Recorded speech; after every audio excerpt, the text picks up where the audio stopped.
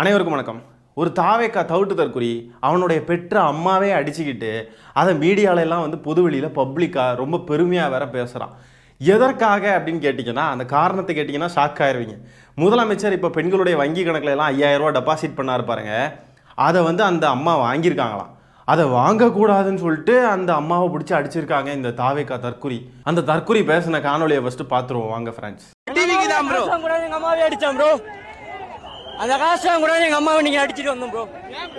அந்த காசு எனக்கு தேவையே இல்லை. அவங்க கொடுக்குற காசுல தான் நாங்க வாழ்க்கை கௌசியம் மாதிரியே கிடையாது. ஐயோடா, இவங்க தலைமை சொல்கிறதே அவனுங்க கேட்க மாட்டானுங்க போல. அந்த காசை வாங்கிக்குவாங்க, மகிழ்ச்சியாக வாங்கிக்குவாங்க அப்படின்னு சொன்னாப்புல இவங்க கட்சி தலைவருக்கு எதிராகவே செயல்படுறானுங்க. அடடா, என்னம்மா கட்சிடா டேய், பெத்த குழந்தைய தூக்கிட்டு வந்து சாவடிக்கிறானுங்க. பொண்டாட்டியை விட விஜய் தான் முக்கியன்றானுங்க, எனக்கு என் புருஷனை விட விஜய் தான் முக்கியன்றாளுங்க. இப்போ பெத்த தாய் தகப்பனே அடிக்க ஆரம்பிச்சிட்டானுங்க. தாவைக்காக ஓட்டு போடலன்னா குடும்பத்தில் இருக்கிறவங்களுக்குலாம் விஷம் வச்சு கொண்டுருவேன்னு சொல்கிறாங்க. சீக்கிரமாக கொலைகாரனுங்களாம் வந்து நிற்க போகிறானுங்க பாருங்க இவனுங்க. எப்படிடா ஒரு கட்சியில் இவ்வளோ சைக்கோக்கள் இருக்க முடியும்? ஐயோயோ, அப்படி அந்த காசு வேணான்னா நீங்கள் அதை வேற யார்ட்டையாவது கொடுத்துடலாம்டா. உங்களுக்கு அது பயன்பெற வேண்டிய தேவையில்லை. ஒருவேளை அவங்க தாய்க்கு அது தேவைப்படலாம், அவங்க யூஸ் பண்ணிட்டு போட்டோம். உனக்கு அவ்வளோ நீ சூடு சோறணும் உள்ளவே, உனக்கு அவ்வளோ மானம் ரோசம் வெக்கம் சூடு சோறணும் எல்லாம் இருக்குன்னு சொன்னால் அந்த காசுல இருந்து ஒரு பைசா கூட எனக்கு வரக்கூடாது அப்படின்ட்டு நீ விலகிக்கோ. நீ எங்கேயாவது தனியாக போயிரு. எதுக்கும் தாயை அடிக்கிற, எதுக்கு அந்த காசை வாங்கக்கூடாதுன்னு சொல்கிற? இவனுங்களே தான் சொல்கிறானுங்க அது ஒன்றும் திமுகவுடைய காசு கிடையாது, அது கவர்மெண்ட் காசு, அது எங்கள் காசு தான், அதனால் எங்களுக்கு வர்றது நாங்கள் எடுத்துப்போன்றானுங்க. அதே நேரத்தில் பார்த்தீங்கன்னா அந்த காசை வாங்கக்கூடாதுன்னு சொல்லிட்டு அடிக்கிறானுங்க. ஏதாவது ஒரு நிலைப்பாட்டில் நில்லுங்கடா. நீங்கள் அந்த பக்கமும் நிற்கிறீங்க, இந்த பக்கமும் நிற்கிறீங்க. எதுக்குடா ரெண்டு பக்கமாக காலை வச்சு விரிச்சு வச்சுட்டு நிற்கிறீங்க? கிழிஞ்சிற போது எல்லாம். பாரதி கண்ட புதுமை பெண் மாதிரி விஜய் கண்ட புதுமை ஆண்கள் இவனுங்கள்லாம். விஜய் அவர்கள் எப்படியெல்லாம் அவருடைய ரசிகர்கள் இருக்கணும்னு ஆசைப்படுறாரோ அப்படியெல்லாம் இருக்கானுங்க. தாய் தகப்பனை அடிக்கிறானுங்க, பெற்ற குழந்தைகளை சாவடிக்கிறானுங்க, பொறுப்பேற்றுக்க மாட்டானுங்க, தப்பிச்சு ஓடுறானுங்க. என்ன எல்லாம் பாருங்க, தலைவனை போலவே தொண்டனும். அடுத்ததாக ஒரு பெண் பார்த்தீங்கன்னா ஏடிஎம்குள்ளே போய் நின்றுக்கிட்டு முதலமைச்சரை வந்து வசப்பாடி ஆபாசமாலாம் பேசுகிறாங்க. இந்த 5000 ரூபாய் அவங்களுக்கு வரலையா? வந்தாலும் பிரச்சனை, வரலனாலும் பிரச்சனை. யாரா நீங்கெல்லாம்? ஏன்டா இப்படி இருக்கீங்க? அந்த பெண்மணி புலம்பக்கூடியதை பார்ப்போம். ஹாய் நண்பர்களே, எப்படி இருக்கீங்க? நல்லா இருக்கீங்களா? இந்த ஓடு வயசு இருக்குன்னா முக ஸ்டாலின், முதலமைச்சர் முக ஸ்டாலின் சொட்டைக்கு தான். சரியா? போட்டா எல்லாருக்கும் போடியா? இல்லையா? சுத்தமா போடாத. எதுக்கு போய் சொல்ற? எங்களை செய்யற வேலையை ஒழுங்கா செய்யறியா சொல்லு. எங்களாம் பார்த்தா எனக்கு இடிச்ச வாய் மாதிரி இருக்கும். உனக்கு வேலைக்கு போயிட்டு வந்துட்டு செக் பண்ணா 0% காட்டுது. உனக்கு எத்தனை வாட்டி ஓன் வாய்ஸ் கொடுக்குறது? இவங்க ஓன் வாய்ஸில் பேசின உடனே ஏதோ புரட்சி பண்ணாதான் நினச்சிட்டாங்க. காசெல்லாம் வந்திருக்கும், காசை எடுக்கவும் செஞ்சுருப்பாங்க. ஆனால் எதையாவது நொட்டா சொல்லணுமேனு நொட்டா சொல்லிக்கிட்டு இருக்காங்க. அதுவும் 0% இருக்கான். 0% என்ன பர்சன்ட்? அதெல்லாம் நீங்கள் வந்து காசை வந்து பர்சன்ட் கணக்கில் தான் வந்து கணக்கு பண்ணுவீங்களா? பேங்க் அக்கௌண்ட்டில் 0% போட்டிருப்பாங்களா, இல்லை ருபீஸ்னு போட்டிருப்பாங்களா? அட தற்குறி, தவிட்டு தற்குறிகளா. அவனாவது எனக்கு தப்பா கமெண்ட் கொடுக்குறாரா? டிபியில போட்டோ வச்சுட்டு கமெண்ட் கொடுங்கடா, சரியா? தப்பாக யாரும் கமெண்ட் கொடுக்க போகிறதில்ல. ஆனால் உங்களுக்கு கமெண்ட் கொடுப்போம். நாங்கள் டைரெக்டாகவே நாங்கள் தான் பேசுகிறோம், வீடியோவாகவே பேசிட்டோம். கமெண்டெல்லாம் இல்லை, வீடியோவாகவே கமெண்ட் கொடுக்குறோம். என்ன பண்ணுவீங்க? இந்த ஃபேக் ஐடி வச்சு கொடுக்குறீங்க பாரு, வந்துட்டு கா கூ பீன்னு அவனெல்லாம் செருப்பு கைட்டி எடுப்பேன். என்னோட ஐடியாவே எடுத்து போய் முக ஸ்டாலின் அனுப்புங்க. அதை பற்றி எனக்கு ஒரு பிரச்சனையும் இல்லை. சொன்ன வார்த்தையை காப்பாற்று. சொட்டை முதலமைச்சர் வந்து சொட்டையாம். விஜய்க்கு வந்து நல்ல முடி இருக்குது. இந்த சொட்டை பொட்டை இந்த வார்த்தையெல்லாம் தாவேக்காரங்க கிட்ட நீங்கள் நல்லாவே எதிர்பார்க்கலாம். அவங்க நிறைய இடத்துல உபயோகிப்பாங்க. அவங்க கட்சியுடைய ராஜ்மோகனே முதலமைச்சரை வந்து கிண்டல் அடிக்கும் விதமாக வந்து இப்படியெல்லாம் கையாட்டிக்கிட்டு இருந்தாப்புல. ஒரு மனிதன்னா மண்டையில் சொட்டை விழுறது இயல்பு தான், கையாடுறது ஒரு வயசுக்கு அப்புறம் வந்து இயல்பு தான். இதை கூட புரிஞ்சுக்க முடியாது இவனுங்களால. ஆனால் பிறப்புக்கும் எல்லா உயிருக்கும் மேலே மண்டைக்கு மேலே எழுதி வச்சிடுறது. சொட்டை விவகாரத்தில் பார்த்தீங்கன்னா மனிதனாக இருக்கிற எல்லாருக்குமே வந்து முடி வந்து கழிகிறது இயல்பு தான். ஏன் உங்களுக்குலாம் முடி கழியாதா? முடி வந்து உங்களுக்கு உதிராதா? அவர் சொட்டையாக இருக்காரா இல்லையா அதெல்லாம் முக்கியம் இல்லை. அவர் நாட்டை ஆள தகுதி உள்ளவரா இல்லையா? அவர் ஒழுங்கு ஆள்றாரா இல்லையா? உங்கள் அண்ணனை மாதிரி தற்குறியாக எதுக்கு 15ஆம் தேதி போடுற காசை 13ஆம் தேதியை போட்டாங்க அப்படின்ட்டு கவர்மெண்ட் ரூல்ஸ் எதுவுமே தெரியாமல் தற்குறியாட்டு பேசுகிறானா இல்லையா? சுருக்கமாக சொல்லணும்னா ஒரு நாட்டை ஆள தகுதி உள்ளவனா இல்லையான்றது மட்டும்தான் இங்கே விஷயமே. மாண்புமிகு முதலமைச்சர் திரு முக ஸ்டாலின் அவர்கள் தமிழ்நாட்டை ஆளுவதற்கு மிகவும் தகுதியான ஒரு நபர். சொட்டை பொட்டை, இந்த பொட்டைன்ற வார்த்தையை யூஸ் பண்ணுவானுங்க தாவேக்காரனுங்க. பார்த்தீங்கன்னா நல்லா தெரியும். தந்தை பெரியார் அவர்களை கொள்கை தலைவராக வச்சிருக்கானுங்க. ஆண்களை வந்து திட்டுறப்போ ஏண்டா பொட்டை மாதிரி பிஹேவ் பண்ணுற அப்படிம்பானுங்க. அப்படி சொல்கிறப்போ பெண்களை இழிவுபடுத்துறானுங்க. பெண்கள் வந்து இப்படி தான் இருப்பாங்க, பெண்களுடைய குணமே அப்படி தான், பெண்களால் இதெல்லாம் செய்ய முடியாது, பெண்கள்லாம் வீட்டுக்குள்ளே அடைஞ்சு தான் இருப்பாங்க, பெண்களால் போராட முடியாது, பெண்களால் துணிஞ்சு எதுவும் செய்ய முடியாது அப்படின்னு அதெல்லாம் வந்து மீன் பண்ணுற விதமாக தான் அந்த வார்த்தையை அவனுங்க உபயோகிக்கிறானுங்க. ஆனால் கொள்கை தலைவர் தந்தை பெரியார் அடடடா என்னடா இது கட்சி, கொள்கையெல்லாம் சூப்பராக ஃபாலோ பண்ணுறீங்க, சூப்பர் சூப்பர். பேங்க்ல வந்து நின்றுட்டு இருக்கோம், 1 ரூபாய் போடல, சொட்டை மூஞ்சி முகரை பாரு. நீ எல்லாம் வந்து முதலமைச்சர் சொல்லு. சரி என்ன ஒழுங்கா சரியா?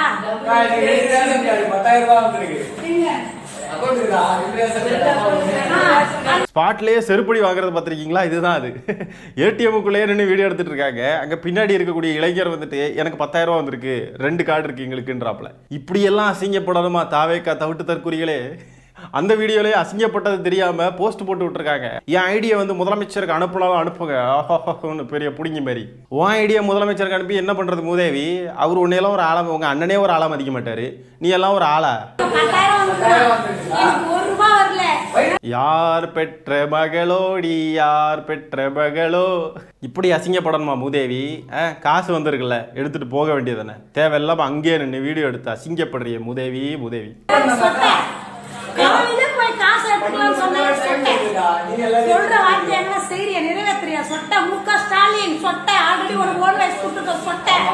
திரும்ப திரும்ப சொட்டை சொட்டைன்னு சொல்லுது. அவங்க வீட்டில் இருக்கக்கூடிய ஆண்கள் யாருக்குமே சொட்டையே கிடையாதா, சொட்ட தலையே கிடையாதா, மண்டையில முடி போகவே இல்லை, எல்லாருக்கும் அப்படியே முடி அப்படியே குத்தி நின்றுட்டு இருக்கா எல்லா இடத்துலையும்.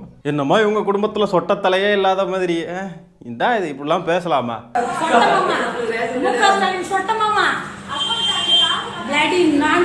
செய்யற வேலையை ஒழுங்கா செய்யா. பேங்க்ல தான் வந்து நிக்கிறேன், 0% ஒண்ணுமே இல்ல. மூதேவி உனக்கு தான் ஓட்டு போட்டேன், எவனா தப்பா கமாண்ட் கொடுத்து பாரு, இருக்கு உனக்கு சரியா? ஏய் ஐடியா முக ஸ்டாலின் மாமாவுக்கு எடுத்து போய் அனுப்புங்கடா, தில்லு இருந்தா சரியா? எதுக்கு போய் இப்ப இந்த வருஷம் எலெக்ஷன்ல நிக்கணும், அதுக்காக மக்களை ஏமாத்துறேன். எடுத்துட்டாங்க அந்த பையன், எனக்கு ஒண்ணுமே இல்ல, 2 கார்டு ஒண்ணுமே இல்ல. உனக்கு வந்துச்சு என்ன பண்றது? முக ஸ்டாலினுக்கு உனக்கு வந்துச்சு, எங்களுக்கு இல்லடா. சந்தோஷமா என்ஜாய் பண்றேன், எடுத்து போய் சரக்கடியே. பாத்தீங்களா எவ்வளோ வன்மோன்னு? எடுத்துட்டு போய் சரக்கடிக்கணுமா? அந்த இளைஞர் என்ன தாவேக்கா தவிட்டு தற்கொலையா? இல்லை அந்த இளைஞர் வந்து விஜயா, விஜயை பின்பற்றக்கூடிய நபரா? கவர்மெண்ட் கொடுக்குற காசை எடுத்துட்டு போய் நாசம் பண்ணுறதுக்கு என்ன உங்கள் கட்சிக்காரங்களா? இல்லையே. இதெல்லாம் பார்த்தாவே வந்து பரிதாபமும் சிரிப்பாகவும் தான் வருதுங்க. பப்ளிக்காக போய் வீடியோ எடுத்து இப்படி அசிங்கப்படுறாங்க. அங்கே பின்னாடி இருக்கவங்கெல்லாம் பார்க்குறாங்க, கேவலமாக இருக்காது எப்படி வீடியோ எடுக்கிறீங்க? ஐயோ, சுற்றி இருக்கிறவங்கெல்லாம் அப்படி ஒரு மாதிரியாக பார்க்குறாங்க. ஆக்வார்டாக இருக்காதா உங்களுக்கு? தம்பி நேரா போ, நேரா அங்க போ, அதுதான் உனக்கு போட்டுருக்கான், போ போ. ஒரு இளைஞரை எப்படி அசிங்கப்படுத்துறாங்க பாருங்க பொது வெளியில. இதெல்லாம் வந்து வெக்கமா இல்லையா உங்களுக்கு?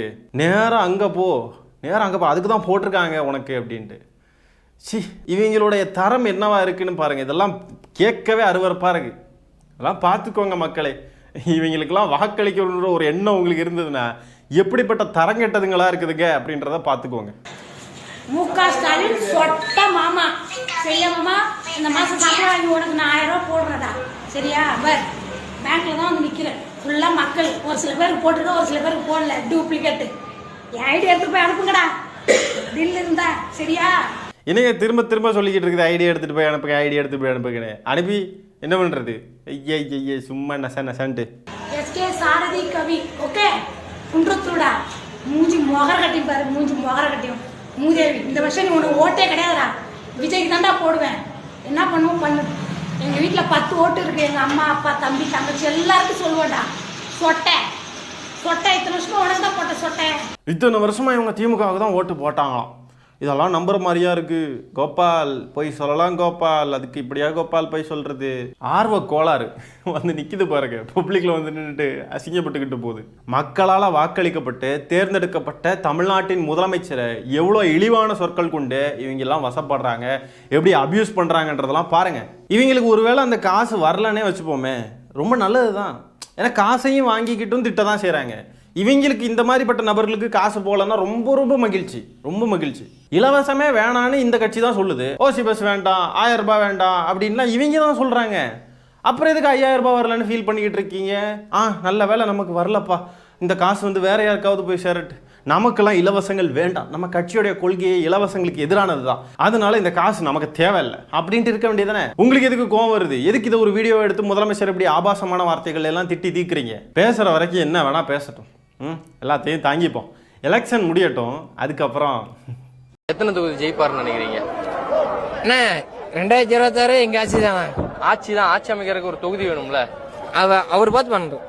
அவர் பார்த்து என்ன பண்றாரோ, யாராவது என்ன போஸ்டிங் கொடுக்குறாங்களோ கொடுப்பாரு. போஸ்டிங் கொடுப்பாங்கண்ணா. இப்ப ஓட்டு போடுவாங்கல்ல மக்கள், ஓட்டு போட்டு ஜெயிக்க வைக்கணும்ல. அது தொகுதி நம்பர் இருக்குல்ல, எத்தனை நம்பர் ஜெயிப்பீங்கன்னு நினைக்கிறீங்க? கிட்டத்தட்ட ஒரு 4 தொகுதி ஜெயிப்பாருன்னு வச்சுங்க. 4 தொகுதி. 4 தொகுதி ஜெயிப்பாங்களாமே. 4 தொகுதி ஜெயிச்சு சிஎம் ஆக போறார் விஜய். ஏன் 4 தொகுதி? 1-2 தொகுதி ஜெயிச்சா கூட சிஎம் ஆயிரலாம், தெரியுமா? 1 தொகுதி ஜெயிச்சா கூட சிஎம் ஆயிரலாம். நாம் தமிழர்னு ஒரு கட்சி இருக்கு, அதுக்கு தான் போராடிக்கிட்டு இருக்காங்க. 1 தொகுதி ஜெயிச்சு சிஎம் ஆயிரலாம் அப்படின்னு போராடிக்கிட்டு இருக்காங்க. ரொம்ப வருஷமா கனவு கண்டுக்கிட்டு இருக்காங்க தமிழ் தேசியம் அப்படின்ட்டு. நடக்க மாட்டேங்குது. நீங்க கண்டிப்பா ஜெயிப்பீங்க. 4 தொகுதி ஜெயிப்பீங்கன்னு சொல்றீங்க, கண்டிப்பா 4 தொகுதி ஜெயிச்சு சிஎம் ஆக போறீங்க. நம்பிட்டு இருங்க தாவேக்க தற்குறிகளே. இவனெல்லாம் நிர்வாகிகள், சேலத்துக்கு வந்திருக்கானுங்க. நிர்வாகிகள் இந்த லட்சணத்துல இருக்கிறாங்க. சூப்பர்ரா. இப்படிப்பட்ட நிர்வாகிகள் இருக்காங்க, கண்டிப்பா வருங்க. 4 தொகுதியெல்லாம் எதுக்குங்க? 2 தொகுதியோ 1 தொகுதியோ ஜெயிச்சு கூட சிஎம் ஆயிரலாம். விஜய சிஎம் ஆக்குவாங்க 1 தொகுதி ஜெயிக்க வச்சு. 1 தொகுதியும் ஜெயிக்க முடியாது. விஜய் நிற்கிற தொகுதியா இருந்தாலும் ஜெயிக்க முடியாது. சும்மா ஃபன்னுக்கு சொல்றேங்க. இப்படியெல்லாம் தற்குறித்தனமாக உலா வந்து கொண்டிருக்கிற அணில்களை பற்றி நீங்க என்ன நினைக்கிறீங்கன்றத கமெண்ட்ஸ்ல பதிவு பண்ணுங்க. இந்த காணொலியை நான் இத்துடன் நிறைவு செய்து கொள்கிறேன். நன்றி, வணக்கம்.